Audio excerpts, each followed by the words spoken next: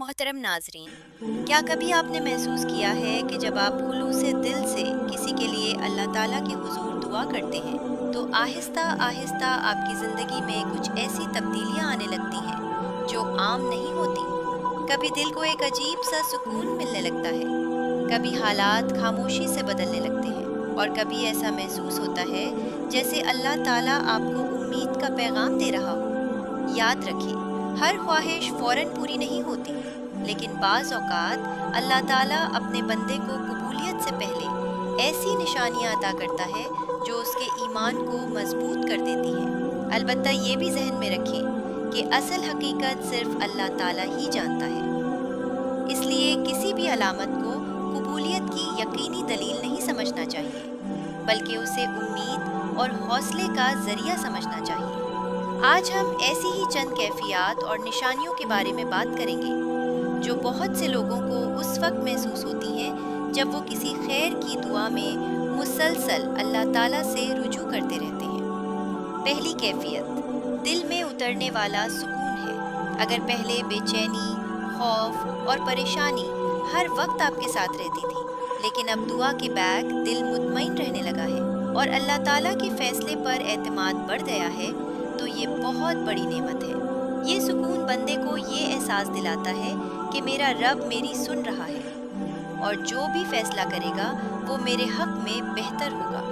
दूसरी कैफियत ये है कि आपको मुख्तलिफ मौक़े पर ऐसी बातें सुनने या पढ़ने को मिलती हैं जो आपको अल्लाह ताला की रहमत और उम्मीद की याद दिलाती हैं। कभी कुरान करीम की कोई आयत, कभी किसी आलिम की नसीहत, कभी किसी नेक इंसान की बात या कोई ऐसा जुमला जो आपके दिल को मजबूत कर दे। ये सब चीज़ें बंदे के ईमान में इजाफा करती हैं और उसे अल्लाह ताला की तरफ मज़ीद मुतवज्जे करती हैं। तीसरी कैफियत सच्चे और अच्छे ख्वाब या दिल में पैदा होने वाला नेक एहसास हो सकता है। इस्लाम में सच्चे ख्वाब एक खुशखबरी हो सकते हैं, लेकिन उनकी बुनियाद पर यकीनी फैसले नहीं किए जाते। अगर आपको ऐसे ख्वाब आएँ जो आपको अल्लाह ताला की तरफ करीब करें, सब्र, शुक्र और नेकी की तलकीन करें, तो उन्हें अल्लाह ताला की रहमत समझते हुए अपनी इबादत और दुआ को मज़ीद बेहतर बनाएं। चौथी कैफियत ये है कि हालात में आहिस्ता आहिस्ता आसानी पैदा होने लगती है। जो रास्ते पहले बंद नज़र आते थे उनमें बेहतरी की सूरतें पैदा होने लगती हैं, रुकावटें कम होने लगती हैं और ऐसे असबाब बनने लगते हैं जिनका आपने शायद कभी तसव्वुर भी ना किया हो। जब अल्लाह ताला किसी खैर का दरवाज़ा खोलना चाहता है तो वो ऐसे रास्ते पैदा फरमा देता है जिन तक इंसान का ख्याल भी नहीं पहुंच सकता। पांचवी कैफियत ये है कि आपकी दुआ में पहले से ज़्यादा आजिज़ी, खुलूस और यकीन पैदा होने लगता है। अब दुआ सिर्फ ज़बान से नहीं बल्कि दिल की गहराई से निकलती है। आंखों में आंसू आ जाते हैं, सजदे लंबे होने लगते हैं और अल्लाह ताला पर तवक्कुल पहले से कहीं ज़्यादा मजबूत हो जाता है। यही वो कैफियत है जो बंदे को अपने रब के करीब ले जाती है। याद रखें, दुआ का मकसद सिर्फ अपनी ख्वाहिश हासिल करना नहीं बल्कि अल्लाह ताला से ताल्लुक़ मजबूत करना भी है।